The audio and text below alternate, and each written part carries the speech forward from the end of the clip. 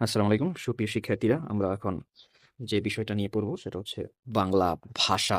হুম, বাংলা ভাষা নিয়ে যদি আমরা পড়তে চাই তাহলে আমাদের যে জিনিসটা দেখতে হবে যে প্রথমে একটা বিষয় আছে এখানে যে ধ্বনি। হুম, ধ্বনি থেকে শুরু, এই কতগুলা ধ্বনি মিলে আবার শব্দ হয়, এই আবার শব্দ মিলে আবার হয় বাক্য।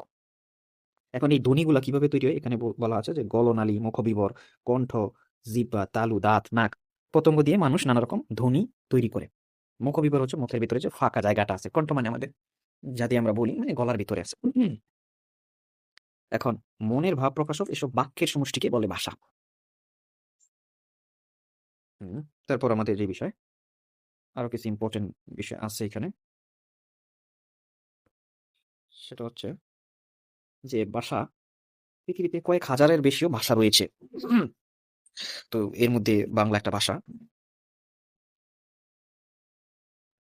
এখানে যে যে ইম্পর্টেন্ট বিষয়গুলো আছে আমরা সেই জিনিসগুলো শুধু দেখবো। হ্যাঁ, তো এইখানে মাতৃভাষী মোট জনসংখ্যা ভিত্তিতে বাংলা হচ্ছে পৃথিবীর ষষ্ঠ বৃহত্তম ভাষা। এটা ইম্পর্টেন্ট। মাতৃভাষার দিক থেকে বাংলা হচ্ছে পৃথিবীর ষষ্ঠ বৃহত্তম ভাষা। বিভিন্ন রকমের ভাষা গোষ্ঠী আছে। এই ভাষা গোষ্ঠীর মধ্যে আমাদের মনে রাখতে হবে এই অস্ট্রিক নামে একটা জিনিস আছে, সেটা আমাদের মনে রাখতে হবে। অস্ট্রো এশীয় আছে ওখানে। হুম,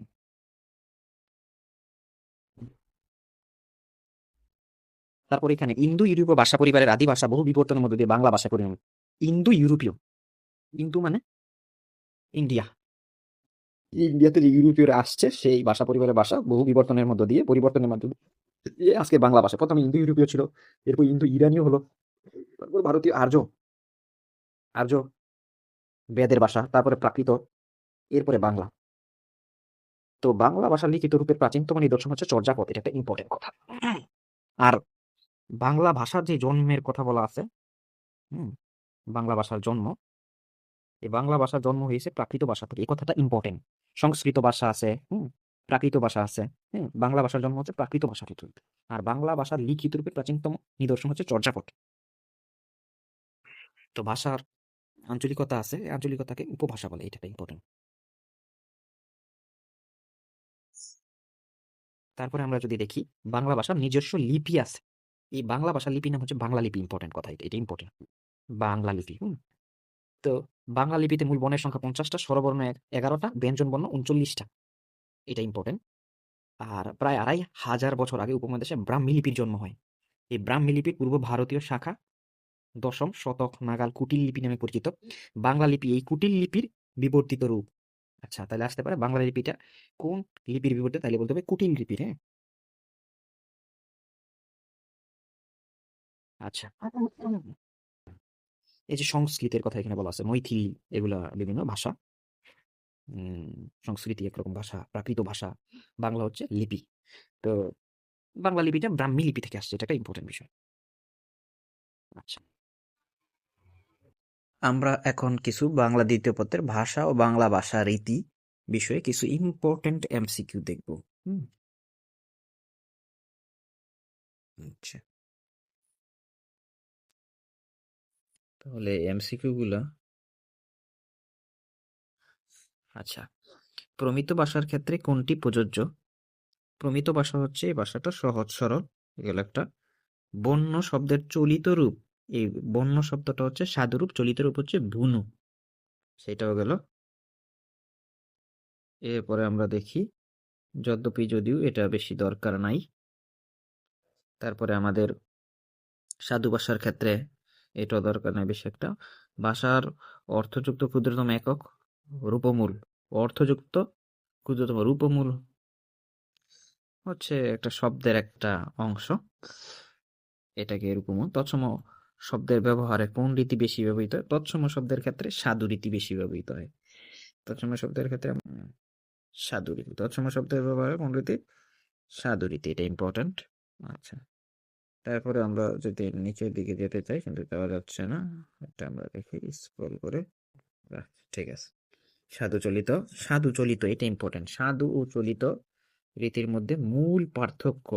সাধু ও চলিত রীতির মধ্যে মূল পার্থক্য কোথা হয়? ক্রিয়া এবং সর্বনামে। ক্রিয়া মানে কাজ, মানে করে, করিয়া, এই যে এটা হচ্ছে ক্রিয়া। সর্বনাম, হ্যাঁ, তারা, এটাকে বলবে তাহারা। হ্যাঁ, আচ্ছা, এই যে এটা খুবই ইম্পর্টেন্ট।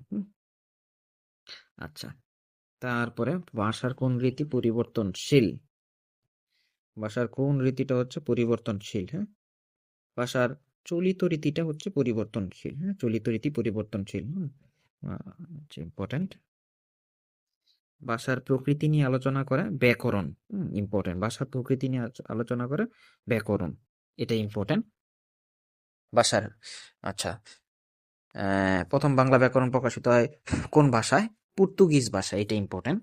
পর্তুগিজ ভাষায় প্রথম বাংলা ব্যাকরণ প্রকাশিত হয়। আচ্ছা, সাধু ভাষা সাধারণত কোথায় অনুপযোগী? অনুপযোগী সাধু ভাষা কোথায় অনুপযোগী?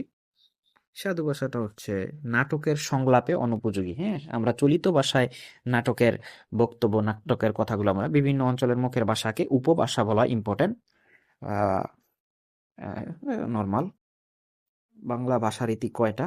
দুইটা, চলিত এবং সাধু। কথ্য লেখ্য এখানে বলা হচ্ছে, কথ্য লেখ্য, ঠিক আছে। পাণিনি একজন বিশিষ্ট ব্যাকরণবিদ, এটা ইম্পর্টেন্ট। পাণিনি একজন বিশিষ্ট ব্যাকরণবিদ। আচ্ছা, বাংলা ভাষার উৎপত্তি কাল কবে? দশম শতাব্দীতে। হ্যাঁ, বাংলা ভাষার উৎপত্তি কাল দশম শতাব্দীতে, ইম্পর্টেন্ট। সাধু ও চলিত রীতির শব্দ একই বাক্যে ব্যবহার করলে তাকে গুরুচণ্ডালী দোষ বলা হয়। সাধু এবং চলিত যদি একই বাক্যে ব্যবহার করা হয় তাহলে এটাকে গুরুচণ্ডালী দোষ বলা হয়। এটা খুবই খুবই ইম্পর্টেন্ট। হ্যাঁ, আচ্ছা, তাহলে আমরা এটা ইম্পর্টেন্ট আকারে দিলাম, এটা ইম্পর্টেন্ট। সাধু চলিত রীতির অভিন্ন রূপে ব্যবহৃত অব্যয় পদ। অব্যয় মানে তার কোনো ব্যয় নেই। হ্যাঁ, এটা যেভাবে আছে সেভাবে ব্যবহৃত হবে। হ্যাঁ, যা পরিবর্তন হয় না। নব্যয় মানে অব্যয়। হ্যাঁ, যার কোনো ব্যয় হয় না। আচ্ছা, তারপরে আমরা আরো দেখব কোন শব্দটি সাধু ভাষার ব্যবহারের উপযোগী। এগুলো দরকার নেই অত বেশি, যথাযথ। হ্যাঁ, ভাষার মৌলিক অংশ কয়টা? এটা ইম্পর্টেন্ট। ভাষার মৌলিক অংশ হচ্ছে চারটা। হ্যাঁ, ধ্বনি, হ্যাঁ, অর্থ, বাক্য, এইসব জিনিসগুলো। ধ্বনি, শব্দ, বাক্য, অর্থ, এই চারটা হচ্ছে মূল। আচ্ছা, সাধু চলিত রীতি বাংলা ভাষায় লেখ্য রূপে মানে আমরা লেখার ক্ষেত্রে ব্যবহার করি।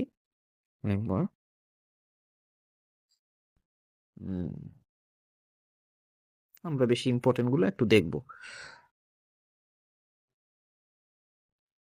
মান্দারিন হচ্ছে চীনের ভাষা।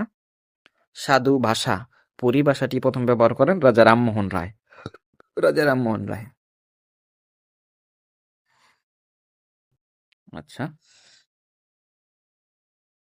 কোন ভাষার সাহিত্যে গাম্ভীর্য আভিজাত্য প্রকাশ পায়? সাধু ভাষায়। হ্যাঁ, সাধু ভাষা মানে বেশি শুদ্ধ ভাষা। দেশি ও তৎসম শব্দের মিশ্রণকে গুরুচণ্ডালী দোষ বলা, এটা খুবই ইম্পর্টেন্ট। হ্যাঁ, সাধু চলিতর মিশ্রণ তো দেশি তৎসম মানে যেটা যে একটা বিপরীত, দুইটা দুই রকমের জিনিসের মিশ্রণকে গুরুচণ্ডালী দোষ বলা হয়। আচ্ছা, গুরুচণ্ডালী দোষ বলা হয়। গুরুচণ্ডালী দোষ বলা হয়। হ্যাঁ, আচ্ছা, ভাষার ক্ষুদ্রতম উপাদান হচ্ছে ধ্বনি। খুবই ইম্পর্টেন্ট কথা। ভাষার ক্ষুদ্রতম উপাদান হচ্ছে ধ্বনি, কিন্তু ভাষার ক্ষুদ্রতম উপকরণ যখন বলবে তখন সেটা বাক্য হবে। হ্যাঁ, এখানে দেওয়া আছে ভাষার মূল উপকরণ, করণ কতে। হ্যাঁ, এই যে বিষয়টা আমরা এইভাবে দেখি, উপকরণ, উপাদান, এই যে দ আছে, এই ধ্বনিতে দ আছে, উপকরণ। উপকরণ ক আছে, বাক্যতে ক আছে। বাক্যের মৌলিক উপাদান বা ক্ষুদ্রতম, বাক্যের মৌলিক উপাদান বা ক্ষুদ্রতম, তখন শব্দ। এই পয়েন্টগুলো ইম্পর্টেন্ট, এতটুকু খুবই ইম্পর্টেন্ট। আচ্ছা, আচ্ছা, আমরা দেখলাম